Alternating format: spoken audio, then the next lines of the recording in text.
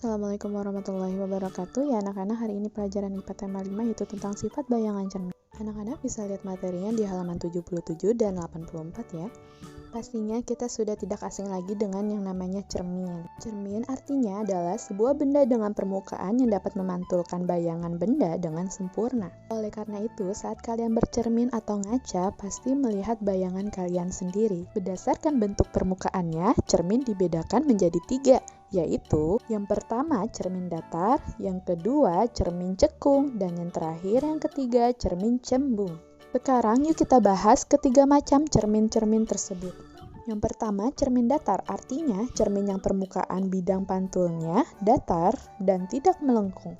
Cermin datar mempunyai sifat-sifat yaitu yang pertama, ukuran besar dan tinggi bayangan sama dengan ukuran benda. Yang kedua, kenampakan bayangan berlawanan dengan benda. Misalnya nih, tangan kiri kamu akan menjadi tangan kanan bayanganmu. Yang ketiga, bayangan bersifat semu atau maya. Dan bayangan tegak seperti bendanya. Lalu masih banyak lagi sifat-sifat cermin datar lainnya. Contoh benda-benda yang menggunakan cermin datar adalah cermin hias, periskop pada kapal selam, dan masih banyak yang lainnya. Yang kedua, cermin cekung, artinya cermin yang bidang pantulnya melengkung ke arah dalam. Lalu sifat benda yang dibentuk oleh cermin cekung sangat bergantung pada letak benda terhadap cermin. Jika benda berada dekat dengan cermin, bayangan benda bersifat tegak, diperbesar, dan semu atau maya. Lalu jika benda berada jauh dengan cermin, bayangan benda bersifat nyata, terbalik, dan diperkecil. Contoh benda-benda yang menggunakan cermin cekung adalah bagian cekung atau bagian dalam dari sendok, lampu senter, lampu kendaraan, dan masih banyak yang lainnya.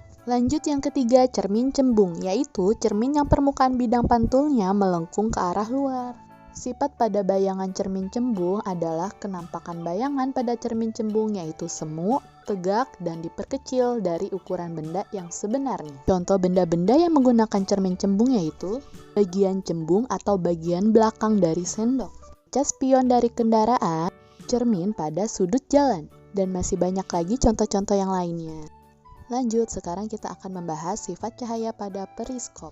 Periskop adalah alat yang digunakan oleh kapal selam untuk mengamati keadaan di permukaan laut. Periskop menggunakan 2 cermin datar untuk pengoperasiannya atau penggunaannya. Sifat cahaya yang diterapkan pada periskop yaitu cahaya dapat dipantulkan. Karena cermin datar yang ada di periskop itu dapat memantulkan cahaya dari atas permukaan laut ke kapal selam yang ada di bawah permukaan laut.